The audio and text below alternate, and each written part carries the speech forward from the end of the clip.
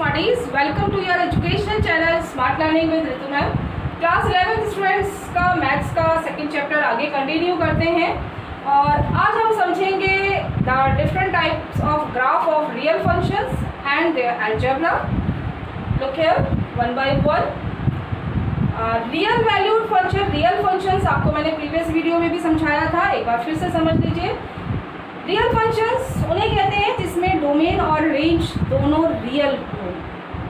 कहने का मतलब है आप रियल वैल्यूज ही पुट करें और आपका जो फंक्शन में वैल्यू पुट करके जो आंसर आए, रेंज आए, वो भी रियल होना चाहिए। ठीक, तो इसमें आप कुछ डिफरेंट टाइप्स ऑफ फंक्शंस हैं, रियल फंक्शंस। सबसे पहले है आइडेंटिटी फंक्शन।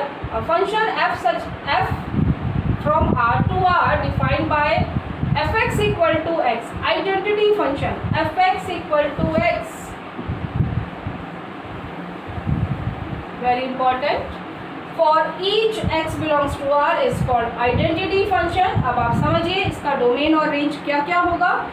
प्रीवियस वीडियो में भी क्वेश्चन आया था जिसमें function fx equal to x given था and you have to tell the domain and range. ठीक, तो यहाँ पर पहली बात तो ऐसे फंक्शन को आइडेंटिटी फंक्शन कहते हैं। अब x की आप क्या क्या वैल्यूज ले सकते हैं? All real numbers. जब ऑल रियल नंबर ले सकते हैं तो fx की वैल्यू क्या आएगी? Obviously real number. ठीक है, तो domain and range both is real number, real set R. अच्छा, अब इसका ग्राफ कैसे बनाएंगे उसको समझिए। जैसे आपने 9th में 10th में भी बनाए हैं ग्राफिकल मेथड। 9th में आपने बेसिक सीखा था ग्राफ किस तरह से ड्रॉ करेंगे। तो हम क्या करते थे, x और y की वैल्यूज टेबल बना लेते थे, याद आया? ठीक, तो हम क्या करते थे, x और y की डिफरेंट, x की एक की वैल्यू ले लो, x is 1 then y is 1, x2 y2 x3 y3, right. तो आपको कुछ नहीं करना है, अकॉर्डिंगली आपको उसमें पॉइंट्स प्लॉट करने हैं और उनको ज्वाइन कर देना है, सिंपल। तो 1 पर 1, 2 पर 2, 3 पर 3, इसको ज्वाइन करा, x 0 होगा तो y 0, -1 होगा तो -1, -2 होगा तो 2, -2 ज्वाइन करते हुए बन गया। This is the graph of identity function, right. Next constant function. Constant function, constant polynomial याद है? कांस्टेंट पॉलिनोमियल जिसमें कोई वेरिएबल ना हो तो constant function. The function f from r to r is defined by fx equal to c, where c is any constant, positive, negative, decimal, कुछ भी value हो सकती है, फ्रैक्शन। ठीक, और अब आप देखिए, अब आप इसमें डोमेन और रेंज क्या होगा उसको समझो। आप x की कुछ भी वैल्यू ले लो, आपका पास फंक्शन की वैल्यू c ही आएगी। सपोज मैंने एक एग्जांपल लिया है fx equal to 3 कांस्टेंट। ठीक है, तो अब आप समझो fx इक्वल टू 3, आप x की कुछ भी वैल्यू पुट करो, fx की वैल्यू तो 3 है। ठीक है, तो डोमेन तो हो गया सेट ऑफ रियल नंबर्स, हम कुछ भी वैल्यू ले सकते हैं। ठीक, और रेंज क्या आ रही है, आप कुछ भी वैल्यू पुट कर रहे हैं, fx की वैल्यू कितनी आ रही है? 3, तो यहाँ पर रेंज क्या हो जाएगी? यहाँ पर जनरल हम बात कर रहे हैं, c लेकर कर रहे हैं तो रेंज होगी c। आपका fx इक्वल टू 3 है तो आपकी रेंज होगी 3। fx इक्वल टू -2 है तो आपकी रेंज होगी -2। ओके, और जैसे आपका 3 है तो आप 3 पर, आप देखो x की वैल्यू 1 है तो भी 3, 2 है तो भी 3, 3 पर भी 3, -1 पर भी 3, तो आप इसको ज्वाइन करते हुए लाइन ड्रॉ कर दो। तो आप जहाँ fx, जहाँ y की वैल्यू 3 है वहाँ से एक आपके पास x एक्सिस के पैरेलल लाइन आ जाएगी। ठीक, अगर यहाँ पर fx इक्वल टू -2 होता तो यहाँ पर पॉइंट ये लाइन आती -2 से पास होगी। ठीक है, polynomial function. What is polynomial? The general form is a0 plus a1x plus a2x square up to an x to the power n, where n is non-negative integer, and non-negative positive value, ठीक है, and it can be 0. So this type of function is known as polynomial function. Here a1, a0, a1 up to an, these all are real numbers, x belongs to r real numbers। ठीक है, तो this type of polynomial is known as this type of function is known as polynomial function, right? Now अब हम ले रहे हैं एक polynomial fx equal to x square, simple polynomial। तो इसका ये ग्राफ देखिए किस तरह से बनाया है और डोमेन और रेंज समझिए। डोमेन क्या होगा, आप की क्या क्या वैल्यूज ले सकते हैं, कोई भी रियल नंबर, ठीक है ना। तो डोमेन तो हो गया R, set of real numbers. What is range, आप वैल्यू पुट करके देखिए, आप नेगेटिव पुट करेंगे तो भी पॉजिटिव आएगी। देखो ध्यान से, एक्स वाई, ठीक, अब मैं वैल्यू पुट कर रही हूँ x0 y0, x minus 1 1, x1 then 1, x2 y is 4, ठीक है, fx, और x माइनस 2 लेंगे तो अगेन fx और y कहें या fx कहें एक ही बात है, 4, 3 लेते हैं तो 9 माइनस 3 लेंगे तो भी 9, ठीक। तो इसमें क्या हो रहा है, आप देखो सारी वैल्यू पॉजिटिव आ रही है, आप कोई नेगेटिव वैल्यू भी ले रहे हो तो भी पॉजिटिव आ रही है, तो इसका मतलब रेंज क्या हो गई, टू इनफाइनाइट, नेगेटिव आंसर नहीं आएगा। सो रेंज इज 0 to इनफाइनाइट, 0 आ सकता है तो इसलिए 0 के साथ हमने क्लोज करके बनाया, ठीक। अब हम ग्राफ देखते हैं, ग्राफ हमने कैसे बनाया, कुछ नहीं है, जब भी हमें पॉइंट्स पता चल गए, 0 पर 0 पॉइंट पुट किया, -1 पर 1 है, -1 पर भी 1 है, यहाँ मार्क कर लो, 2 पर 4 है, इधर -2 पर भी 4 है, 3 पर 9 पर मार्क किया, -3 पर 9 मार्क किया, और इसको इस तरह से ज्वाइन कर दिया। You get the graph of fx equal to x²। Okay, next, now fx equal to x³। देखिए ध्यान से, x y, ठीक है, y और fx एक ही बात होती है, ठीक। x की value 0 1 0, x1 then y is 1, x minus 1 y is yes -1 का cube -1, x is 2 y is 2 2 जा 4 2 जा 8, x is -2 then y is -8। तो बहुत सिंपल होता है ग्राफ ड्रॉ करना, ठीक। आप क्या करेंगे, x की डिफरेंट वैल्यूज लीजिए, उसके कॉरस्पॉन्डिंग fx की या y की वैल्यू निकालिए और इसमें पॉइंट्स मार्क करिए, उनको ज्वाइन करते हुए ग्राफ बना लीजिए, सिंपल, ठीक। तो x की वैल्यू 0 पर 0 मार्क किया, 1 पर 1 मार्क किया, 2 पर 8 मार्क किया, इधर -1 पर -1 मार्क किया, और फिर इस तरह से -2 पर -8 मार्क किया, और ये हमने ग्राफ बना दिया, ठीक। अब आगे समझो, डोमेन और रेंज क्या होगा। डोमेन तो x की कोई भी वैल्यू ले सकते हैं आप, so domain is R, set of real number. आप देखो रेंज क्या क्या आ रही है, आप जितनी आगे की वैल्यू लेते जाओगे और आगे बढ़ती चली जाएंगी, ठीक है, पॉजिटिव नेगेटिव सारी आ रही है, so range is also set of real numbers, right. Next, rational functions. Rational functions किस टाइप के होंगे, fx अपॉन gx, दो फंक्शन का डिवीजन, ठीक है। कंडीशन है gx should not be equal to 0, 0 नहीं होना चाहिए, क्योंकि upon any number upon 0 is not defined, right. So now look here, अब इसके लिए हमने एग्जांपल लिया है fx equal to 1/x, simple, देखिए ध्यान से, अब इसका भी समझ लीजिए, हमें x लिया y लिया, ठीक है, x की वैल्यू यहाँ पर 0 नहीं होगी, gx जो डिनोमिनेटर में जो फंक्शन है वो 0 नहीं होगा, तो अब आप समझिए, और बाकी कुछ भी वैल्यू ले सकते हैं, तो हमारे पास डोमेन क्या आएगा, ऑल रियल नंबर्स एक्सेप्ट 0, तो हमने क्या करा, उसमें से 0 माइनस कर दिया, 0 सेट माइनस कर दिया, ठीक है, तो एक्सेप्ट 0 ऑल रियल नंबर्स, ठीक। आगे समझो, अब हम वैल्यू पुट करते हैं, 0 तो हम पुट नहीं कर सकते, हमने 1 पुट किया तो 1 आएगा, ठीक है, -1 पुट किया तो यस -1 आएगा, ठीक है, 2 पुट करेंगे तो हाफ आएगा, हाफ पुट करेंगे तो 2 आएगा, इसी तरह से -2 पुट करेंगे -हाफ आएगा, और -हाफ पुट करेंगे तो 2 आएगा। ये मैंने ऐसे क्यों लिया है इसको समझो। आप ये देखो ध्यान से, 1 पर तो मैंने 1 मार्क कर दिया, ठीक है, जब वैल्यू 2 ली है तो कितना आ रहा है, हाफ, 1 0 और 1 के बीच में, यहाँ मार्क कर दिया। जब हाफ ले रहे हैं तो 2 आ रहा है, तो आप देखो ग्राफ कितना कर्व हो रहा है यहाँ पर इस तरह से, ठीक है। 3 लेंगे तो 1/3, 4 लेंगे तो 1/4, और जैसे जैसे हम x की वैल्यू बढ़ाते चले जाएंगे, जो हमारा y होगा, जो fx होगा, वो बहुत कम होता चला जाएगा, कहाँ पर, 0 की तरफ टेंड करेगा, ठीक है। और x की आप जितनी छोटी वैल्यू लेते जाएंगे y उतना बढ़ता चला जाएगा, ठीक। तो हमारा ग्राफ कुछ इस तरह से आएगा, और इसी तरह से जब आप नेगेटिव में देखेंगे, ठीक है, नेगेटिव में भी इसी तरह से है, यहाँ पर x इधर ये -1 -2 -3 -4, here -1 -2 -3 -4, ठीक है, ये सब पॉइंट्स हैं। तो आपने -2 पर हाफ हो जाए -हाफ हो जाएगा और -हाफ पर 2 हो जाएगा। तो इसी तरह से आपका ग्राफ बनेगा। जैसे जैसे x की वैल्यू नेगेटिव में बढ़ती चली जाएगी, इधर बढ़ती चली जाएगी, आपकी y की वैल्यू f(x) की वैल्यू 0 की तरफ टेंड करेगी, ठीक है। और जैसे आप x की वैल्यू को 0 के पास लेके जाएंगे, आपकी y की वैल्यू बढ़ती जाएगी।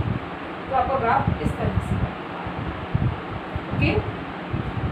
सो रेंज क्या होगी? अब आप देखो, आपकी कभी भी वैल्यू 0 नहीं आएगी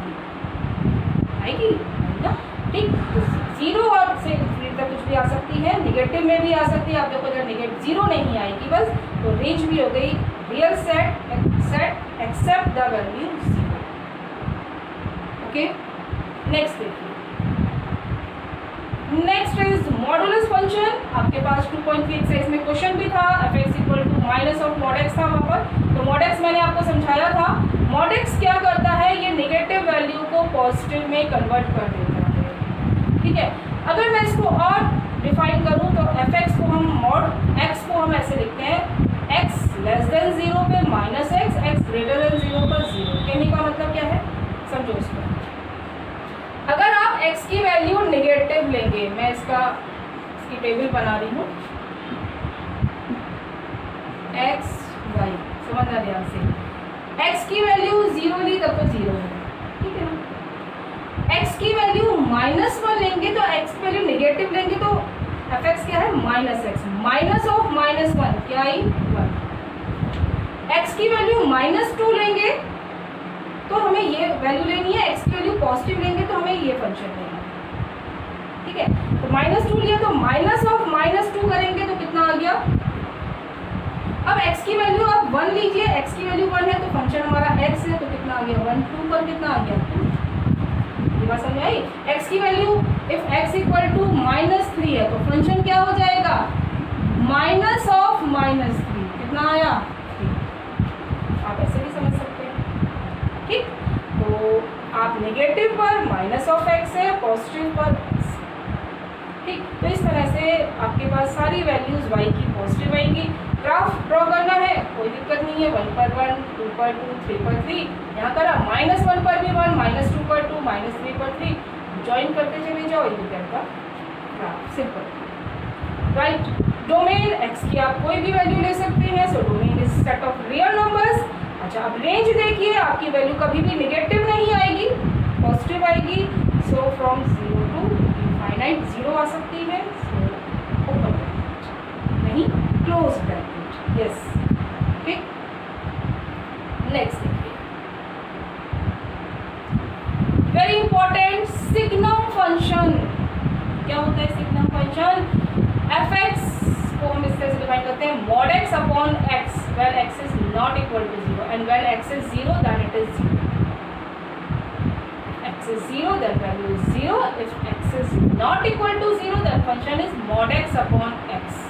अब आप समझो, आगे देखो, जब x < 0 होता है, अभी आपने पढ़ा, तो mod x की वैल्यू कितनी होती है? जब x < 0 हो तो mod x की वैल्यू कितनी होती है, -x, और अपॉन x करोगे तो आपका आंसर कितना आ गया, -1, ठीक। And when x is greater than 0 then mod x equal to x, upon x करोगे कितना आया 1। तो हम फंक्शन को ऐसे भी डिफाइन करते हैं और इस तरह से भी डिफाइन करते हैं, ठीक है। ये आया कैसे, आपको समझ में आया? This is the basic definition, ठीक। और हम इस तरह से भी डिफाइन करते हैं क्योंकि mod x को हम नेगेटिव और पॉजिटिव दोनों वैल्यूज़ के लिए अलग अलग डिफाइन करते हैं। तो नेगेटिव में mod x की वैल्यू -x होती है, ठीक है। तो फिर जब हमने सिंप्लीफाई करा तो -1 आ गया, और > 0 पर x होती है तो x अपॉन x करेंगे 1 आ गया। तो हमारा फंक्शन f(x) हो गया -1 when x is < 0, 0 when x equal to 0 and 1 when x greater than 0। अब समझना इसका ग्राफ, वेरी इंपॉर्टेंट। यहाँ देखिए, when x 0 तो मैंने मार्क कर दिया 0, ठीक है। when x is less than 0 और greater than 0, राइट, देखिए ध्यान से, less than 0 पर -1 है, निगेटिव x की वैल्यू लेस देन 0 निगेटिव है तो वैल्यू -1 है, हर वैल्यू -1 पर भी -1, -2 लेंगे तो भी -1, राइट। ये अब आपका कांस्टेंट फंक्शन हो गया, ठीक है।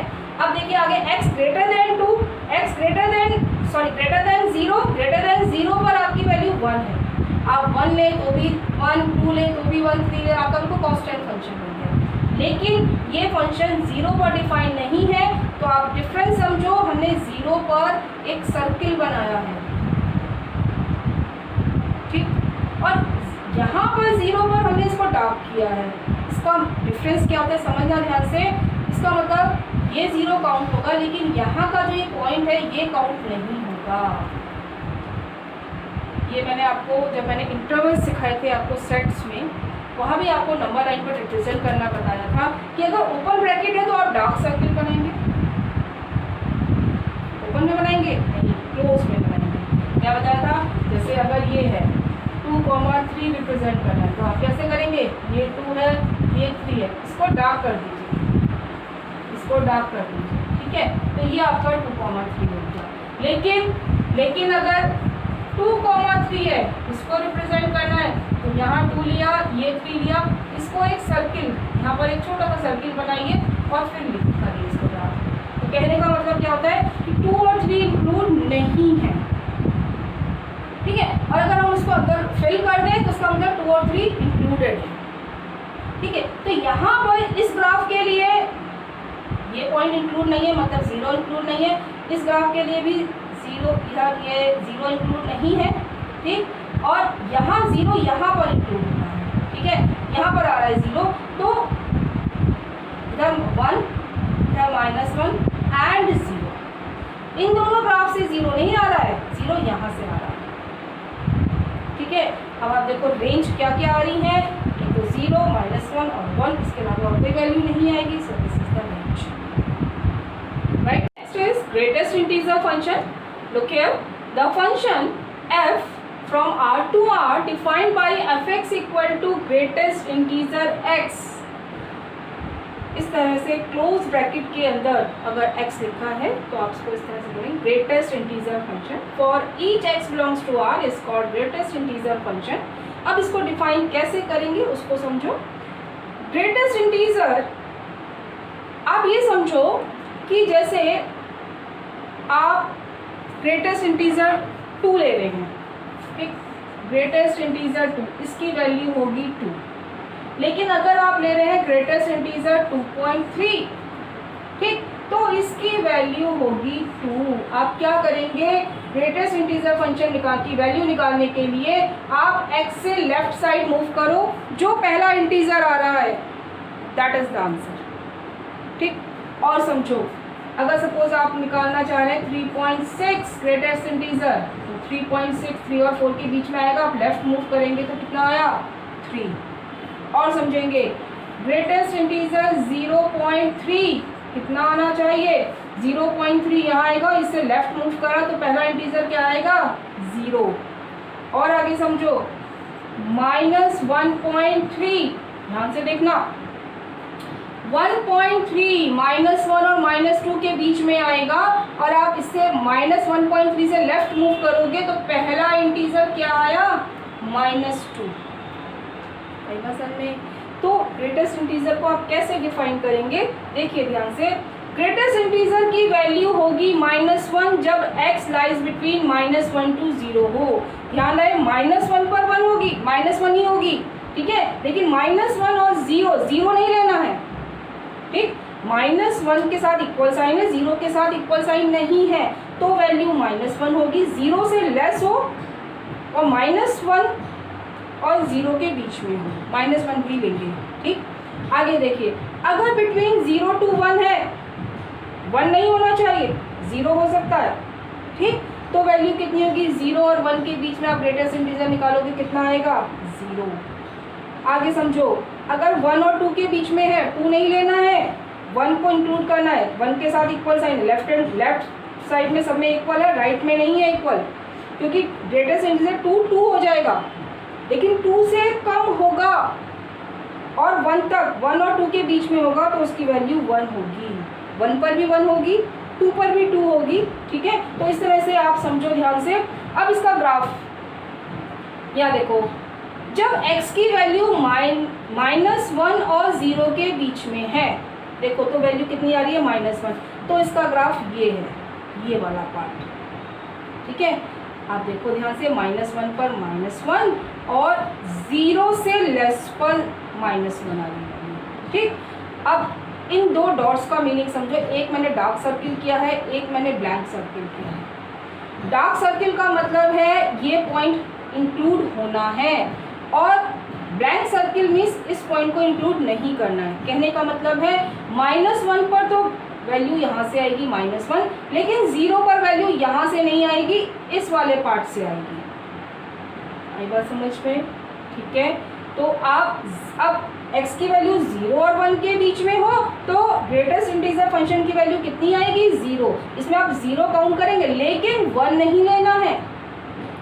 1 पर फंक्शन की वैल्यू कहाँ से आएगी? इस पार्ट से आएगी, ठीक है। तो अगर 1 और 2 के बीच में हो तो ग्रेटेस्ट इंटीजर की वैल्यू 1 होगी। आया समझ में? तो इसी तरह से आप देखते चले जाओ। देखो ध्यान से, फिर 2 पर है तो 2 पर यहाँ से लेंगे आप 2 वैल्यू, ठीक। 3 पर यहाँ से लेंगे 3 वैल्यू, इस पार्ट से लेंगे।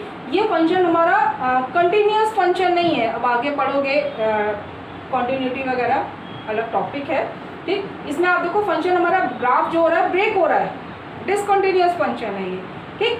तो डार्क सर्किल, जो डार्क सर्किल है इसका मतलब है कि इस पॉइंट को इंक्लूड करना है, और जो ओपन जो ब्लैंक सर्किल है इसमें वहाँ वो उस पॉइंट को इंक्लूड नहीं करना है, ठीक है। जब मैंने आपको सेट्स में समझाया था इंटरवल्स को रिप्रेजेंट करना नंबर लाइन पर, तो वहाँ भी बताया था जिस पॉइंट को इंक्लूड करना है उसको डार्क कर देते हैं, और जिसको इंक्लूड नहीं करना है उसमें ब्लैंक सर्किल बना देते हैं छोटा सा, राइट।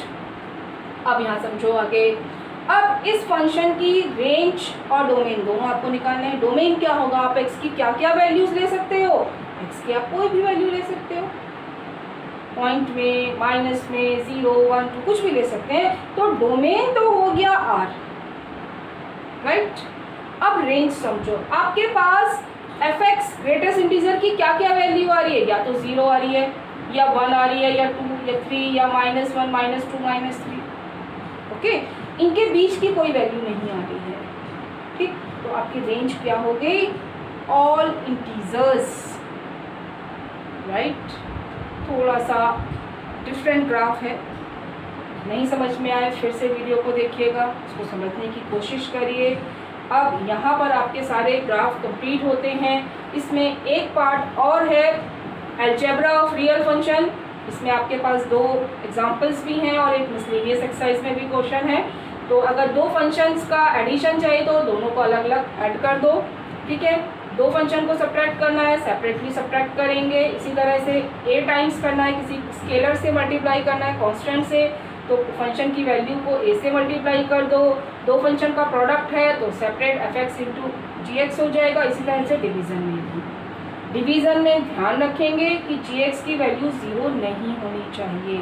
आपको रेशनल फंक्शन समझाया था कि डिनोमिनेटर कभी भी आपका 0 नहीं होना चाहिए, राइट। अब इस पर बेस्ड एक एग्जाम्पल ले रही हूँ, एग्जाम्पल नंबर 17। उसको समझो। fx और gx आपको दोनों गिवन है, and you have to find the value of f plus G of X, f minus G of X, f G X, f upon G X. By the definition of algebra of functions, f plus gx is fx plus gx, so root x plus x, simple, right? f minus g of x, fx minus gx, so root x minus x, okay? Next, fg of x means fx into gx, so fx is root x, gx is x, x to the power root x है तो power half हो गई, और multiply में powers add होती हैं तो add कर दो x to the power 3/2। Similarly division करना है, दोनों को डिवाइड कर दो। यहाँ x की पावर हाफ हो जाएगी और अपॉन में 1 है, माइनस हो जाएगी, आप न्यूमरेटर में ले जाओ, सिंप्लीफाई करना है, ओके। तो ये आपका सेकंड चैप्टर का थ्योरी पार्ट कंप्लीट होता है। आपने सारे फंक्शन समझ लिए, इसकी अलजेब्रा ऑफ रियल फंक्शन समझा कि किस तरह से हम 2 फंक्शंस को ऑपरेट करते हैं, addition, subtraction, multiplication, division, right. अब आप मिसलेनियस एक्सरसाइज के क्वेश्चंस ट्राई करिए। जो भी प्रॉब्लम हो तो आप कमेंट सेक्शन में कमेंट कर सकते हैं, और वीडियो पसंद आए तो लाइक ज़रूर करें, और जिन्होंने अब तक सब्सक्राइब नहीं किया है चैनल, वो प्लीज़ चैनल को सब्सक्राइब करें और बेल आइकन प्रेस करें ताकि आप नए वीडियोस का नोटिफिकेशन ले सकें। Thank you so much, God bless.